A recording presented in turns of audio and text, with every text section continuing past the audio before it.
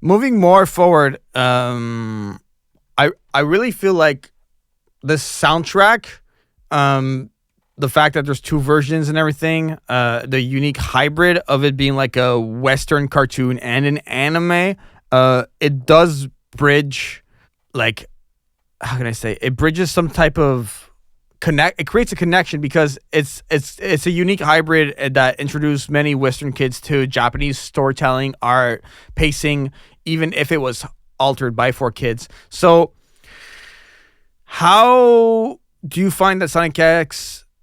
How do you feel about Sonic X being one of the first anime that many kids saw without realizing it was anime? Let's forget music for a minute here. Like, just the fact that this westernized Sonic X was some of those American, Canadian, North American kids' first anime. How do we feel about that? There are way worse shows that can be your first anime. There really are. But back in the 2000s, so Hotshot, you got to remember. Well, like I said in part one, Sonic X was like my gateway to other Sonic media, but it was also one of the first stepping stones in anime in general for me. Like, I have seen previous. So, like, at this point, I had seen Digimon, I had seen Pokemon, I'd seen a bit of One Piece, I believe. But with Sonic X being one of the earliest iterations of an anime for you to be exposed to, there is so many worse things that can open your door to anime as opposed to this. And if you're gonna watch, like, Sonic X is relatively inoffensive. Yeah, is probably the best way to put it. Yeah, and like it does make you curious. Does Sonic X make you more curious about other anime?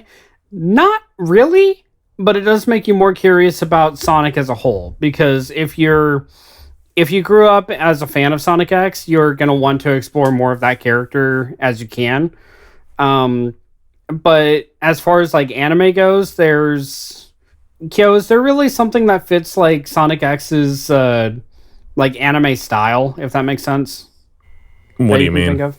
Well, like, I don't mean like as far as like tone or like how I mean something like similar to it. I mean like tone and animation, kind of like in a way, it's kind of like a watered down shonen.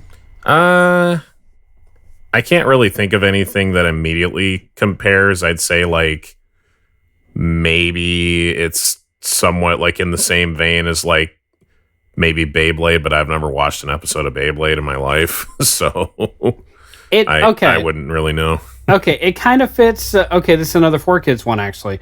It fits in that same kind of tone as Yu-Gi-Oh, like 4Kids Yu-Gi-Oh. Yeah, actually, I would argue that 4Kids Yu-Gi-Oh is 1,000 times funnier though, because they get some really funny jokes in there. Oh, absolutely. But that's the thing. If you watch Sonic X and it opens the door, and then you watch Yu-Gi-Oh next, then everything after that is just like dominoes falling into place. Like, you get more and more anime as you go.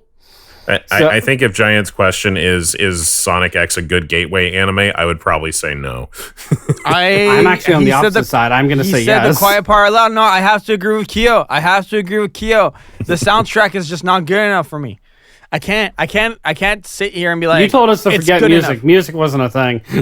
But I can't forget music. Not on this podcast. You know what I'm saying? And I understand what you're saying for you. And you're not a musical person, but I am.